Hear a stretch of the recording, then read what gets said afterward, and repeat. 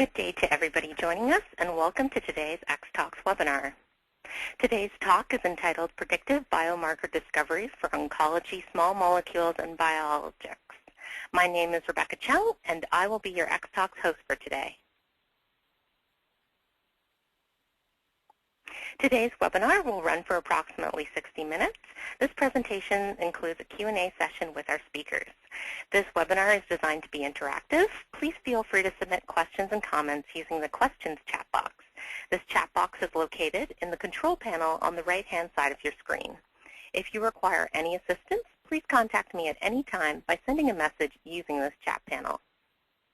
At this time, all participants are in a listen-only mode. The presentation slides will advance automatically for you today. Please note that this event will be recorded and made available for future download.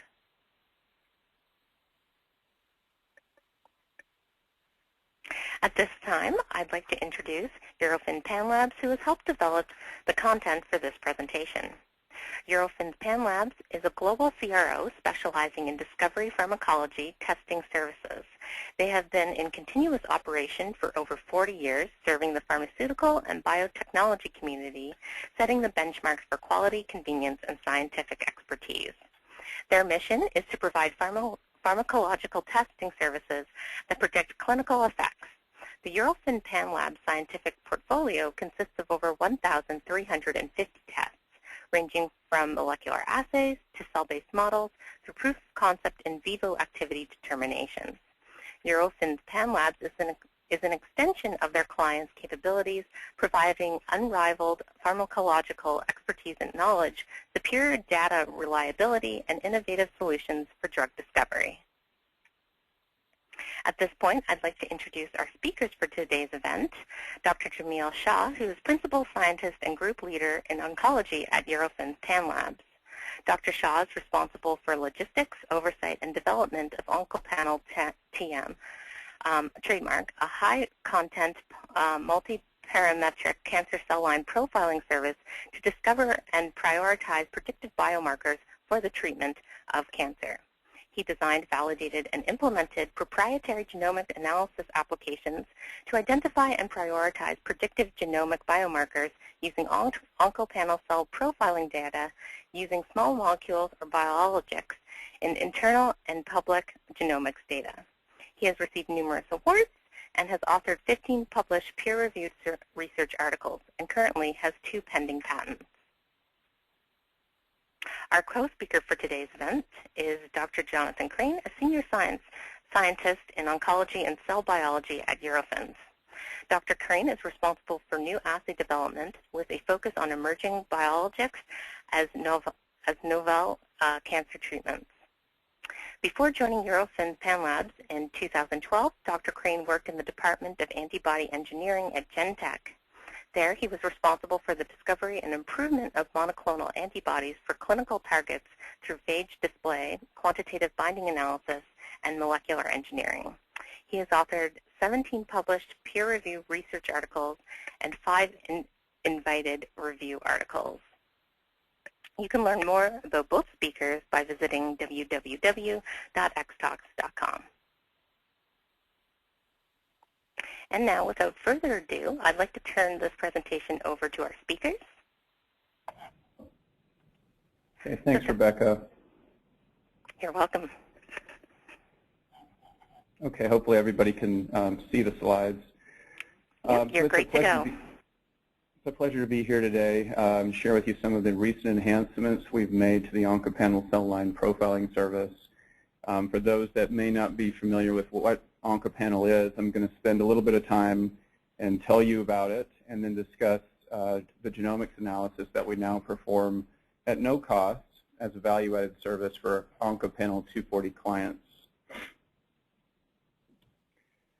So over the course of the last decade, the FDA has approved a number of small molecule and biologic cancer therapeutics that target by design the Achilles heels of cancer cells. These molecular susceptibilities are the result of so-called driver mutations that confer a variety of cell growth advantages to cancer cells, and these have been described in detail recently in a couple seminal reviews by Hanahan and Weinberg and termed the hallmarks of cancer. So what's important to appreciate is that in order to identify which patients are most likely to benefit from therapy such as these, the genomic biomarkers that predict drug response must first be defined and then identified in their prospective patient population. And this concept perhaps is best exemplified by the crizotinib story, where FDA approval required the use of a companion diagnostic kit to detect the EML4 ALK translocation. And so looking forward, I think it's reasonable to expect that predictive genomic biomarkers will increasingly guide the preclinical development and the clinical application of targeted cancer therapeutics. So the OncoPanel cell line profiling service is fundamentally a predictive biomarker discovery tool. So what is it? So it's one of the largest commercial profiling panels of cancer cell lines, currently numbering about 240 cancer lines. These represent broad cancer type and subtypes. And all of these cell lines have extensive genomic characterization, 100% with normalized in-house and external mRNA expression so that we can look at things like overexpressed genes, as well as 90% coverage of mutation and DNA copy number data. All of this coming from the public domain, both from the COSMIC database housed at Sanger and the Cancer Cell Line Encyclopedia. All the cell lines comprised within OncoPanel are in-licensed from ATCC. We have a few additional suppliers as well. And we have a large sustainable cell line bank to ensure consistent performance year to year for each cell line. Another thing that we pride ourselves on is the meticulous tracking of each cell line's historical performance. And these data have been cataloged since 2009 and include multiple OncoPanel runs each year. So it's a very rich set of data. And for example, doubling times are recorded at every passage after each cell line is thawed. So we have a very clear understanding of what we can expect from the performance of a given cell line and within every assay that's performed. The seeding densities that are defined are specific for each cell line and based on that cell line's doubling time and on the goal of achieving 80% confluency at the end of the assay. So we ensure the cells aren't overgrown. They should be in more or less logarithmic growth during the course of the assay. And finally, we're very careful to assay each cell line at low passage, and this prevents genetic drift, which might otherwise inhibit our ability to perform an effective genomic analysis. So what makes this service unique is that the data is acquired through high-content imaging. So it's essentially 3 or 4 assays in one, which distinguishes us from most of the other cell line profiling services that are commercially available. So the 3 main endpoints that we record are a cell count measurement using DAPI staining of the nuclei. This is equivalent to cell proliferation or cell growth inhibition. We also measure apoptosis through detection of the cleaved active form of caspase-3. And we record cell cycle information using detection of phosphorylation of serine 10 on histone H3, which is a marker of the G2M transition. So we provide all of these data in a quantitative way. Additionally, as I mentioned in the previous slide, we provide data on the doubling time within the assay so that clients can relate things like drug response to the growth rate during the course of the assay. Also, because this is a high-content platform, it's highly customizable. So essentially, we can substitute in anything that can be detected with a fluorophore. For example, a client might be interested in relating drug response to the pharmacodynamic effects of their drug, looking at some PD biomarker. And so we can customize an assay that would allow you to get all this information in a single assay. Moreover, we have a number of validated endpoints available, including 1, 3, 5, 6, and 10-day assays, depending on need. And we're also working on 3-dimensional tumor spheroid assays, which we hope to provide to clients shortly. And so what we've now done is, as a value-added service, again at no cost, is we offer included in the OncoPanel 240 profiling package a univariate genomic analysis to help understand which biomarkers may be predictive of drug response. So the OncoPanel workflow is defined on, sort of outlined on this slide. We have the ability to test small molecules or biologics or the combination of these. We test them in 384 well plates. We acquire the images on our state-of-the-art imaging platform, which is comprised of the latest instrumentation from molecular devices. In high throughput mode, we can image at 4x, 10x, or 20x magnification, and in 4 channels simultaneously. So this is a potentially very data-rich data set. So our data analysis in QC is quite rigorous. So for example, each curve, each dose-response curve for each of the parameters for every cell line that I just described is manually QC'd for best fit. So we ensure that we're providing you the best fit of your data. Moreover, on every plate for each cell line, we run a reference standard, which is staurosporin, and the EC50 and IC50 for each cell line must be within 3-fold of a running historical average. So it must be very accurate, and if it's not, we'll reject the plate and repeat the experiment. Another criterion that we strictly adhere to is that for every cell line, the intra-assay doubling time that is within the assay must be within 50% of the historical average. This gives us some additional level of assurance that the cells are healthy and growing as expected during the course of the assay. And as part of the downstream analysis, we take a look at predictive biomarkers. So there are a number of endpoints that we typically provide in reports that are available, that are amenable to genomic analysis. So the 3 I mentioned previously, cell cycle, cell count, and apoptosis, of course, are among these. And we also provide clients with a variety of different measurements for each of these endpoints. And any of these measurements can be applied and utilized in the genomic analysis. So additionally, for those interested in testing drug-drug combinations to establish drug response that may be synergistic or antagonistic, we can also perform genomic analysis on these data. And this is just an example where we may compute a Bliss sum to define the synergistic population of cells within the OncoPanel and then perform the genomic analysis on that. So the application that was written in-house takes advantage of 3 main sets of data. One is mRNA expression data, which comes both from internal and external sources, but which has been normalized. And the second is mutational and DNA copy number data, again, which comes from COSMIC or the cancer cell line encyclopedias. This has all the annotation has been sort of standardized and curated and pulled into an internal genomics repository.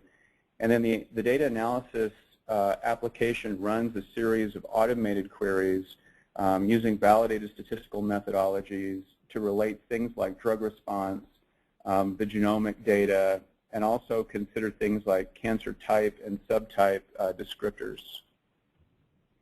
And the output then is some prioritization, identification and prioritization of biomarkers that may be associated with sensitivity or resistance to the tested therapeutic. So in order to perform the analysis, we employ 2 distinct significance tests, and we use these together.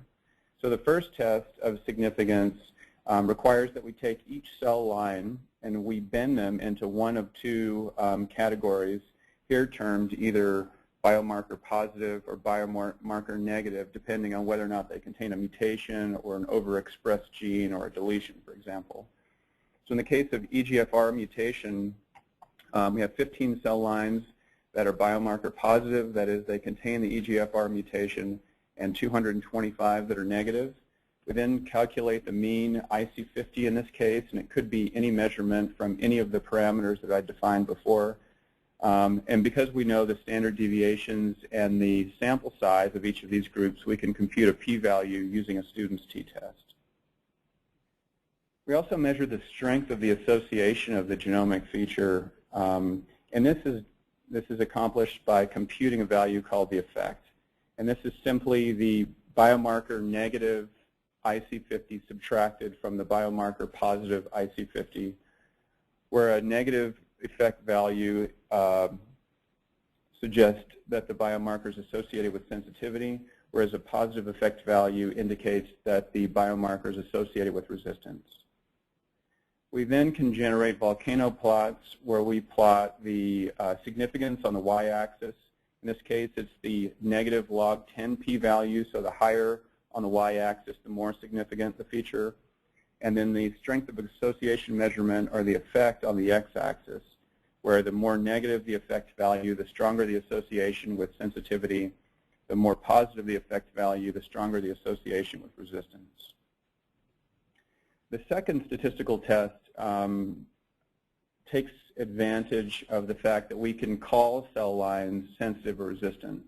So we begin by defining these groups, and then we construct a 2x2 contingency table where all cell lines are binned into one of 4 categories based on whether or not they were sensitive or resistant to the drug, and whether or not they contained a mutation or a genomic, they would be considered biomarker positive or mutant for a given genomic feature.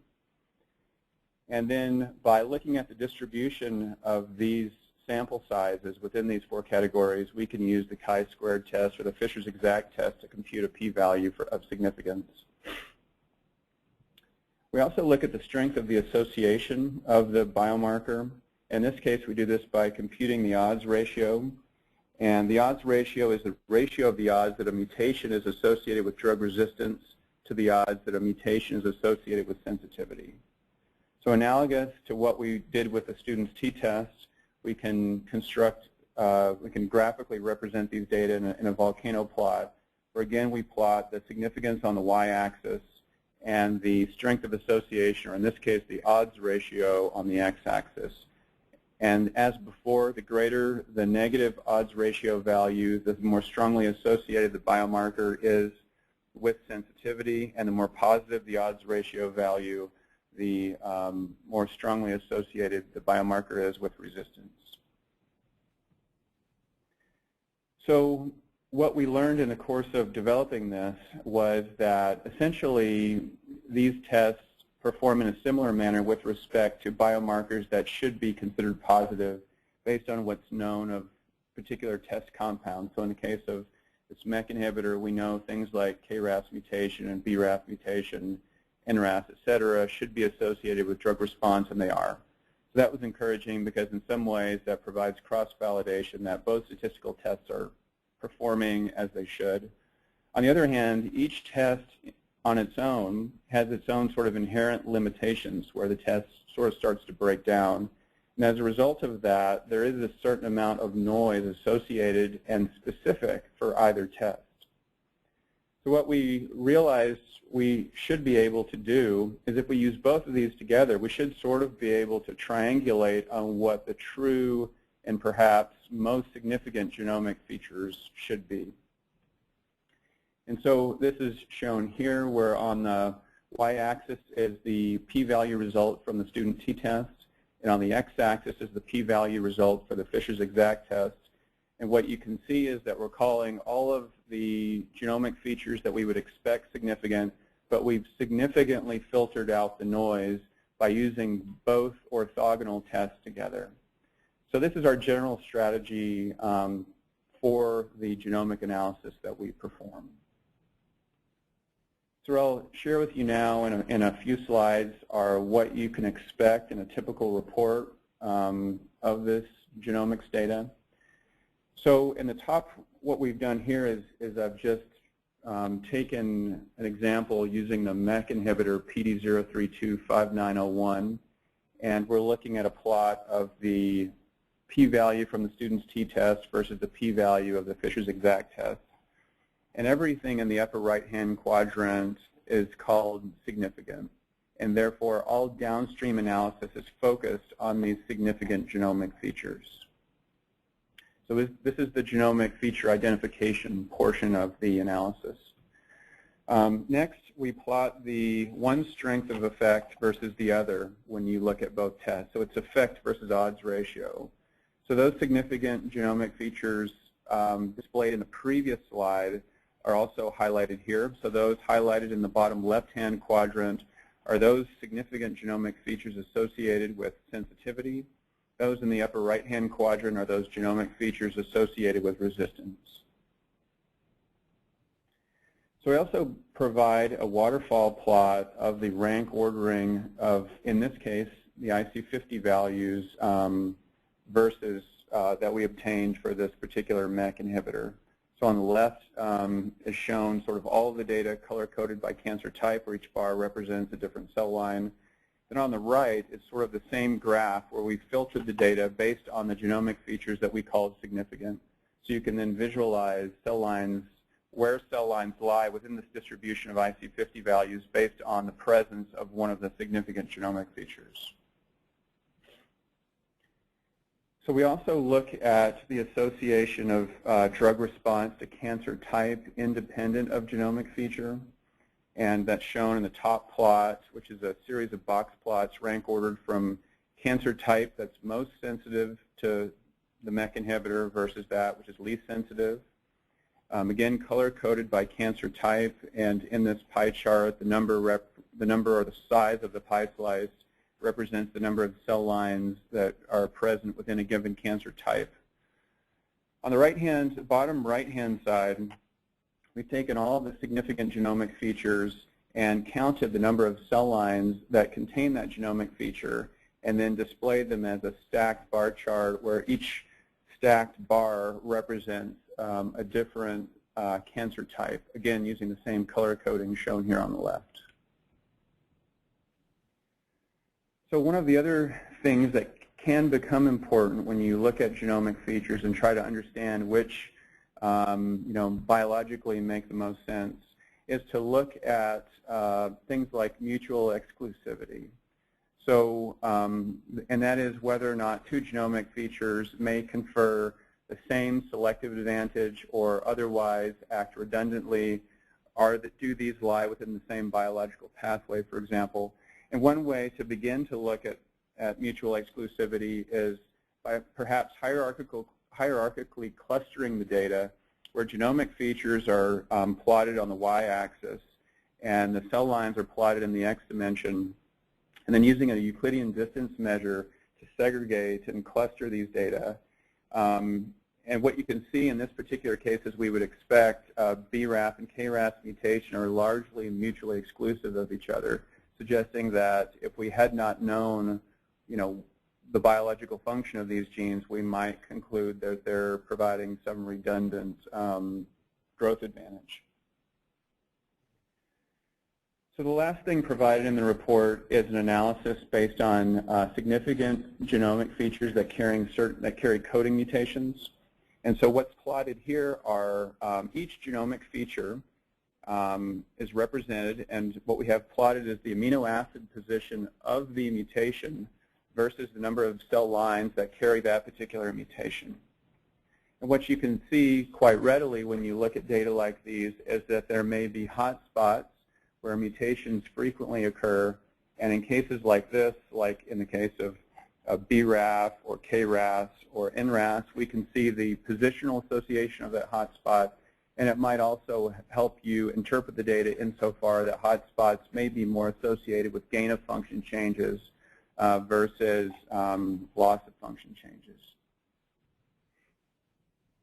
So in the last couple slides then, I'll just share with you a few of our findings based on profiling some reference therapeutics.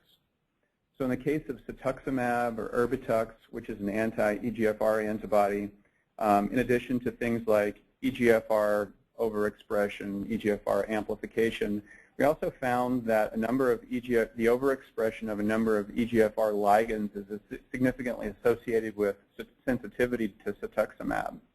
These include amphiregulin B, and TGF-alpha. In the case of the MDM2 antagonist, Nutlin-3, we find a number of known p53 effectors that are associated with drug response. Deletion of p14-ARF, which binds and sequesters MDM2, is associated with sensitivity, as is MDM2 mutation. whereas p53 mutation is significantly associated with resistance. This is as expected. Looking at a distinct MEK inhibitor, CI-1040, again, effectors of the RAS-RAF pathway are associated with drug sensitivity, whereas deletion of P10 or mutation of AKT are associated with resistance, suggesting sort of what we already know, that PI3 kinase pathway may provide a distinct alternative cell growth and survival pathway in the presence of MEK inhibition.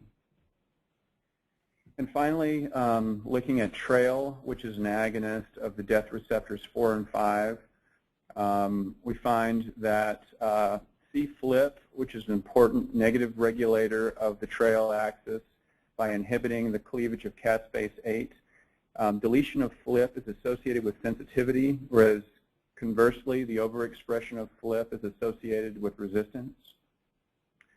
Mutation in caspase-2, which is also an effector of TRAIL, the mutation of caspase-2 is associated with sensitivity, whereas one of the main extrinsic death effectors, BID, the overexpression of which is associated with sensitivity as well.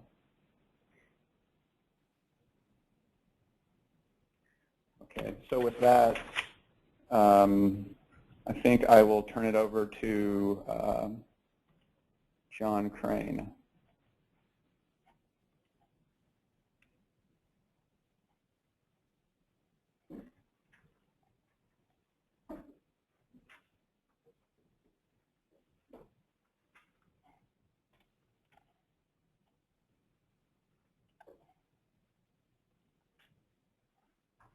Okay, thank you, Jamil. I am going to discuss our antibody binding assay that was recently developed to run in parallel with the OncoPanel in case the candidate you're profiling is an antibody.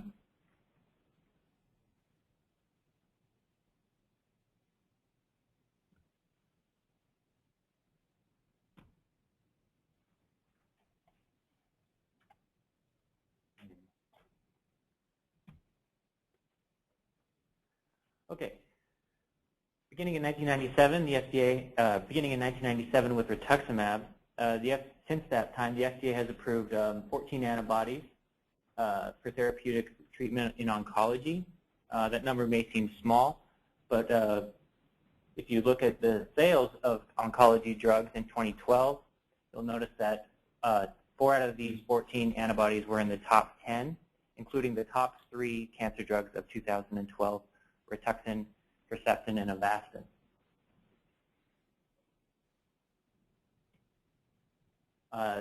Antibodies can kill tumors by a variety of mechanisms. This can generally be broken down into 3 main groups. The first of those groups is just direct tumor cell killing. This can be accomplished through surface agonist activities, for example, inducing apoptosis. It can be accomplished through surface antagonist activity, inhibiting signaling, or a conjugated antibody can bind and deliver a payload if it's conjugated to a drug, a toxin, upon internalization.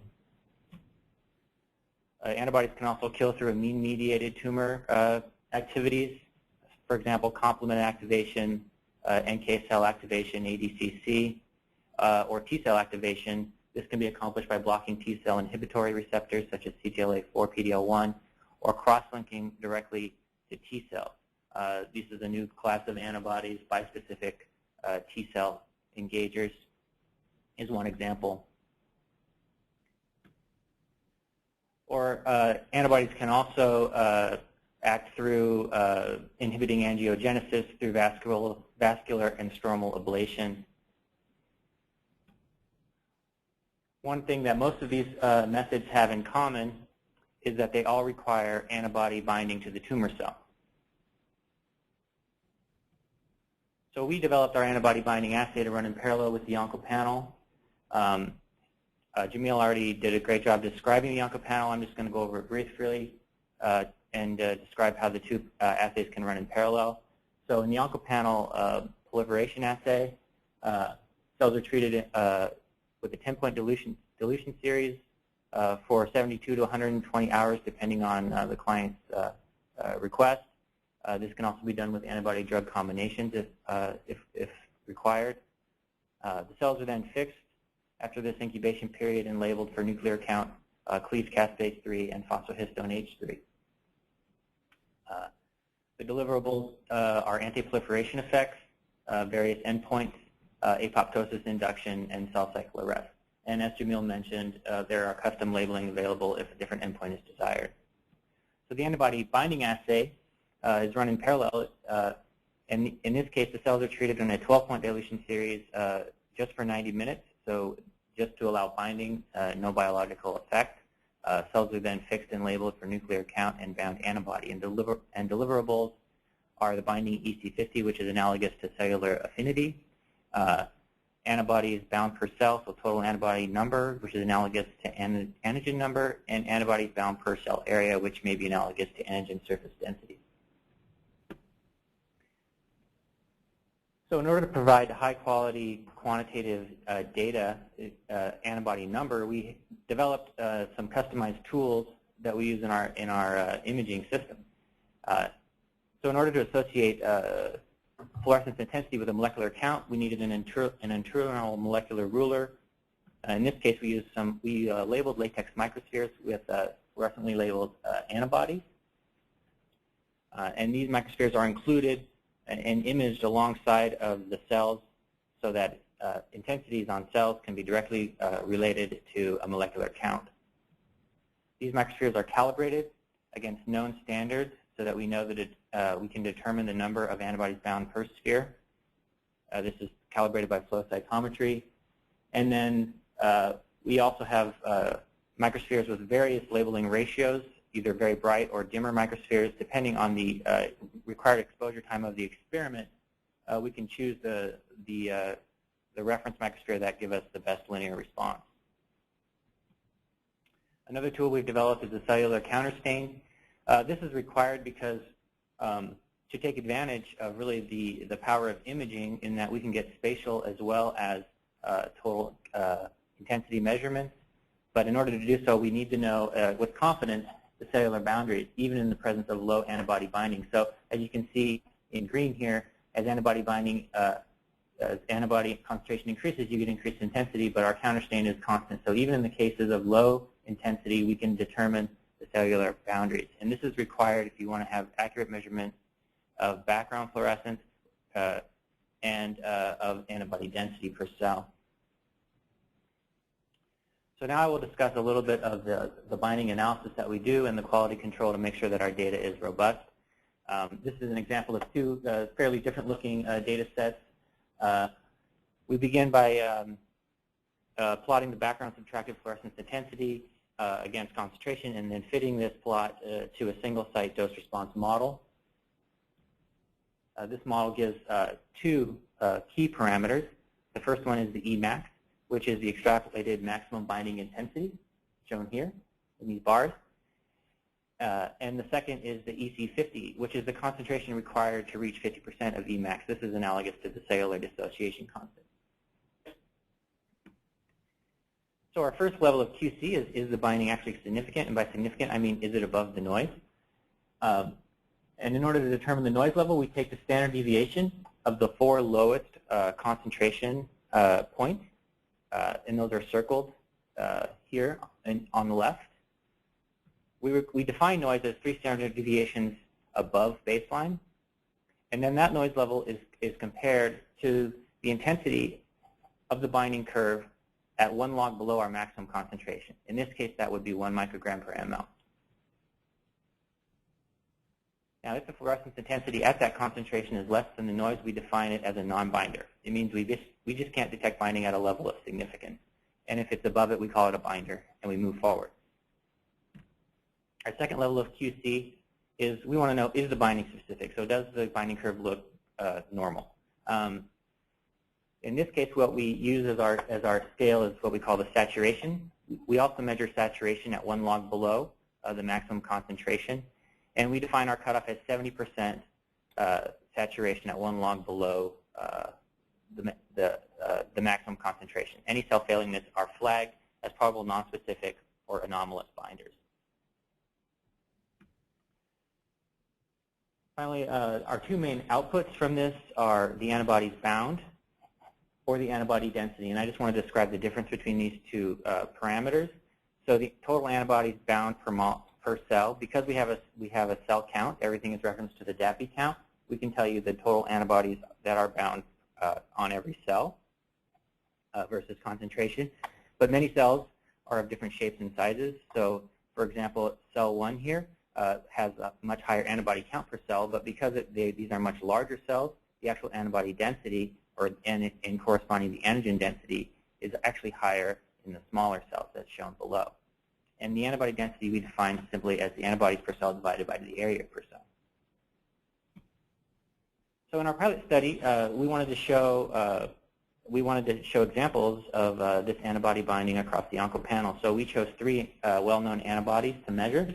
The first two that I'm going to discuss are cetuximab and panitumumab. These both have the same antigen, which is epidermal growth factor receptor 1, EGFR. Cetuximab is a chimeric IgG1, and panitumumab is a human IgG2. The mechanism of action of these drugs is disruption of ligand binding and internalization of EGFR. This leads to cell cycle arrest at the G1 phase. This is a KRAS-dependent pathway, well known. And these drugs were approved for colorectal and head and neck cancer. And secondly, I will discuss trastuzumab, also known as Herceptin. Its target is epidermal growth factor receptor 2, or HER2. It is humanized IgG1, and HER2 has no ligand, so trastuzumab works through rapid internalization of HER2 and cell cycle arrest, also at G1 phase, and this indication is breast cancer. So example 1, this is showing, I'm showing on the left here just examples of a proliferation curve that would be gathered from the OncoPanel versus a binding curve of the corresponding cell lines to cetuximab. And what I've shown here are basically the top 3 responders of our OncoPanel to cetuximab, all of them over 70% response, and the corresponding binding curve below in antibody density per cell.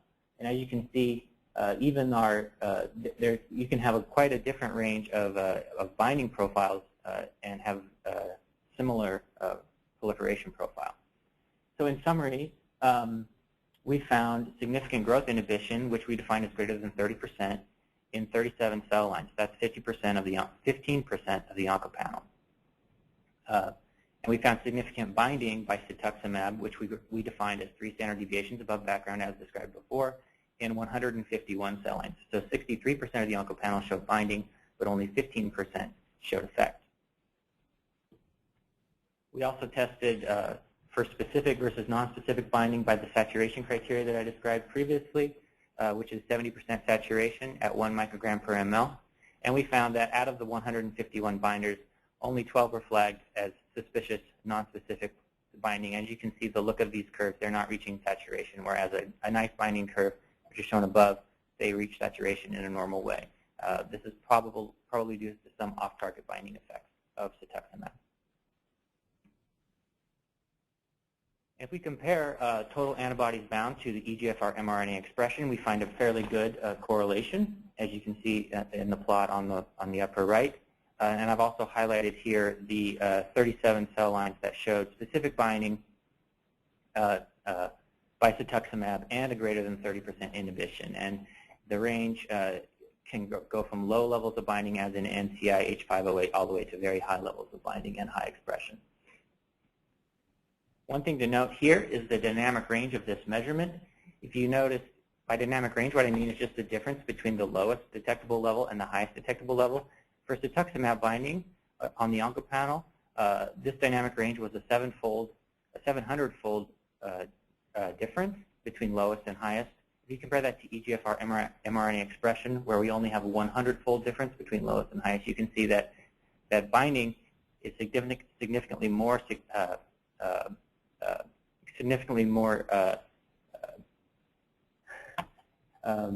sensitive than mRNA expression. So let's compare cetuximab to panitumumab. These both have the same antigen, therefore we would expect them to have similar results. This is sort of our own cross-validation of our method, and the results come out fairly good. You can see that in every case, for antibodies bound per cell and antibody density, the reported results by cetuximab and panitumumab are the same, essentially, as well as growth inhibition. Everything above 30%, which we consider significant, has a very nice correlation. Below 30%, where effect is insignificant and subject to noise, there's less of a correlation as expected. So something quickly about antibody binding versus on a cellular context versus, for example, in an SPR measurement. So as an antibody engineer, one of the first things one would do when they're looking for, when they're discovering a new antibody would be to measure its dissociation constant against its antigen in a usually by SPR in a Viacore machine, for example. And I'm showing here an example of cetuximab against recombinant EGFR ectodomain that was reported by Patel et al. in 2007. And the way this experiment works is there's an injection of the ectodomain over the antibody, and the ratio between the off rate and the on rate gives you the dissociation constant, in this case reported as 5.7 nanomolar. This is quite contrast to what we have shown in our cellular context. If you look at the binding EC50 of cetuximab versus the OncoPanel, we find a median EC50 of 112 picomolar, so several hundredfold lower EC50, a higher affinity in the cellular context. This is no doubt due to cross-linking that recurs on the cell membrane. Cross-linking of antigens leads to a much lower off rate. It's going to lead to a much higher affinity in a cellular context. And this becomes even more increasingly striking if you compare this to EGFR ligand affinities, which are on the order also of 5 nanomolar. If one was looking simply at SPR measurements, one might consider cetuximab as an ineffective competitor against these ligands. However, in a cellular context with this extremely low, this extremely great affinity, it works well as a competitor. So a little bit about trastuzumab now. In this case, I'm not showing the top 3. I'm showing sort of a range of effects that one might expect from OncoPanel. For example, from DMS 53, where there's no effect of trastuzumab on growth, to these other 3 cell lines where you have all the way from 30 down to 70–80% effect on growth by trastuzumab. And then if we show the corresponding binding curves below, very striking result is that CHL1, our best, the cell line that was affected the greatest by trastuzumab, has very low binding. If this data wasn't of high quality, one might assume that this was no binding, but if we zoom in, we can clearly see that the CHL1 binding is there. The curve is very nice, in fact. It shows good saturation and is considered significant. We found that of the OncoPanel, only 19 cell lines out of 240 showed significant inhibition greater than 8%, or greater than 30%, which is only 8% of the OncoPanel. Of 240 cell lines, 95 showed binding by trastuzumab. That's about 40%. So in addition to the cell line and data that one can expect from the binding on individual cell lines, one can also break down binding by cancer type. Again, I'm showing just the entire OncoPanel by cancer type, and then binding versus, so the ones no binding versus specific binding for cetuximab, panitumumab, and trastuzumab. So now I will sum up both of the presentations that you just heard. Jamil talked about univariate genomic analysis. This is performed on any OncoPanel endpoint, and it can include drug-drug combinations. Okay. The biomarkers associated with this drug response are mutations, deletions, or overexpressions. This can be related to cancer type. This will allow anyone profiling a candidate to define mutational hotspots for significant biomarkers in their encoding mutations. And of note, again, this is offered free of charge to OncoPanel 240 clients an added value. And I discussed antibody binding, which is run in parallel with the OncoPanel cytotoxicity assay. This can be done on antibodies alone or antibody-drug combinations. This provides an estimate of cellular binding affinity, antigen number, and antigen density per cell. This is the antibody binding measurement has a significantly higher dynamic range than mRNA expression data. And this antibody binding can be related to cancer type, cytotoxicity, and in combination with our genomic analysis, also related to genomic features. So I would be remiss not to thank our great oncology team. These folks are all experts in their own way. So Kate, Karen, Brian, Jim, Sherry, Allison, Katie, Keith, Sean, Amber, and Wing, thank you very much. We'd also like to thank Tom and Ollie at University of Washington for helping in the development of software and statistical analysis. And lastly, we'd like to leave you with this, which is our OncoPanel schedule for 2013. Run 3 is coming up June 28th. This is a consortium run 3 or 4 times a year with a 12-week turnaround time. It should be noted that we've reduced our turnaround time. It was previously 18 weeks. Now we're getting it done in 12 weeks. So our first delivery would be after 6, and you'll receive the final delivery of all the data after 12 weeks. And to inquire about pricing or any more information about the OncoPanel or any of the services we offer, please contact Usha Warrior, our Senior Technical Director, and her email is ushawarrior@eurofins.com. Thank you, and now we can answer questions. Great. At this point, I'd like to thank both our speakers for their insightful presentations. As mentioned, we're now going to continue on with the question and answer portion of today's webinar. At this point, I would like to invite our audience to continue sending in their questions or comments using the questions window.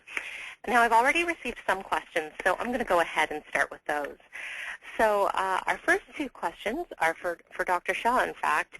Our first question to start off our Q&A session today is for Dr. Shah. How many cell lines does one need to test in order to identify meaningful genomic biomarkers? So I'm wondering what our speakers have to say about this. Yeah, thanks, Rebecca. So that's a question that we actually get asked quite a bit, and so because of that, we have done some work to try to understand how best to answer that. And so what we have sort of determined is that you really need to test in excess of 100 cell lines to find genomic features that are known in the literature or have been reported to be significantly associated for a large number of reference compounds. So minimally, ballpark about 110 cell lines.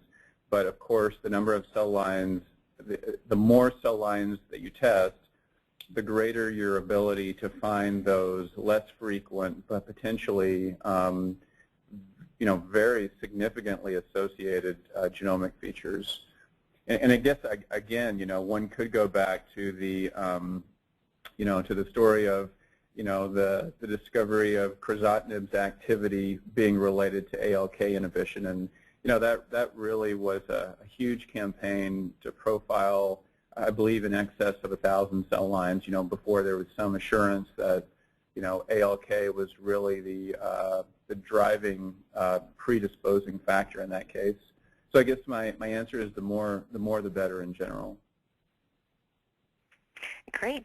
And our next question, again for Dr. Shah, how does Eurofins offer the ability to test smaller or customized panels of cell lines, and can genomic analysis be performed on these smaller panels? Right. So we do offer custom cell line panels, and it may be that, for example, a client might be interested in only breast cancer lines, or maybe it's a few different cancer types, and that's where the focus is. So we can put together those cell line panels based on need. And I guess as far as the genomic analysis on those smaller, more customized panels, it really boils down to how many cell lines are you going to be testing? Because if it's too few, it's just going to be statistically underpowered. And so, I think as a general rule, some of the smaller cell line panel testing that we offer regularly, so for example, panels of 60 or 90 cell lines, we don't typically offer genomic analysis because it may just be underpowered. Great. Thank you for walking us through that question and answering it so thoroughly. Our next question is for Dr. Crane. An attendee asks, can small molecules and biologics be tested in combination? Yes, they can.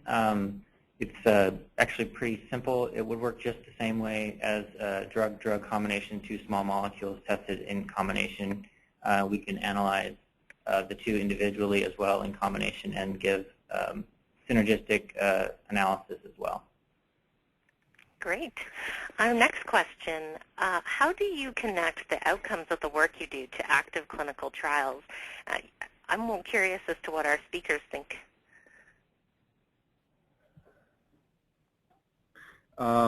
Yeah, currently we don't do this directly, and I think that job probably is going to fall on the clients. It is something that we have thought about incorporating. That is, how can we relate our, these preclinical findings to what's observed in the clinic? And I think those are very important questions. But currently we don't do this. One of the other sort of preferred providers that we have worked with in the past in this area is Compendia Biosciences, and they do, I think, a pretty nice job of this. So it's not something that we currently offer, however. Okay. It looks like I have another antibody question, so this one looks to be for Dr. Crane. Does a client have to disclose the antigen or target of the antibody in order to perform these antibody binding studies? No, they do not. But we do require some information from the client. For example, we would like to know essentially the expected binding affinity of the antibody so that we can make sure that we run the experiment over the correct concentration range. We also need to know the species, the host species of the antibody, so that we can use the correct, obviously the correct secondary antibody for detection. But we don't need to know the actual, identity of the antigen. Okay. Another question, this time for Dr. Shah. Do we need to disclose the target to do the genomic analysis? Again, no. So, so one of the things that's sort of nice about, the OncoPanel service, I guess, in the way that we provide it, is that confidentiality around these therapeutics is preserved, and that even goes so far as that we don't even know in some cases, what the drug or therapeutic is. So, so it's not necessary. I think when clients can provide that information to us, it will help with the interpretation of the data. If it is that the folks at Eurofins are going to be interpreting the data. Otherwise, it's something that can be kept confidential and maintained with the client, and then perhaps, the burden to fully interpret the data set is more on the client. But either way works. Great. And it looks like we're approaching the hour, so we have time for maybe one more question. And this one is for Dr. Crane. Can you measure internalization? Currently, we do measure internalization using a secondary link ADC. So we essentially measure internalization by rate of cytotoxicity. Basically, this ADC is attached to the antibody of interest, and if the antibody of interest is internalized, we can measure that rate of internalization by cytotoxicity. We are also working on fluorescence methods to directly visualize internalization by imaging, and that is in the works currently. Great. So at this point, I'd like to thank both our speakers, Dr. Shah and Dr. Crane, for their presentation and for taking the time to answer the many questions that came in from the audience. Now, it's too bad we didn't have time to address all the questions today, but the team at Eurofins Panlabs is happy to follow up with any issues or any concerns or questions that were not answered today.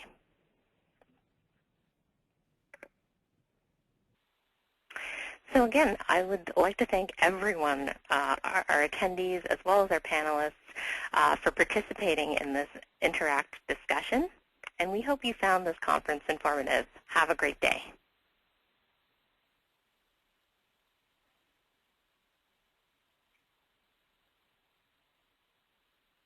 The organizer has ended the session, and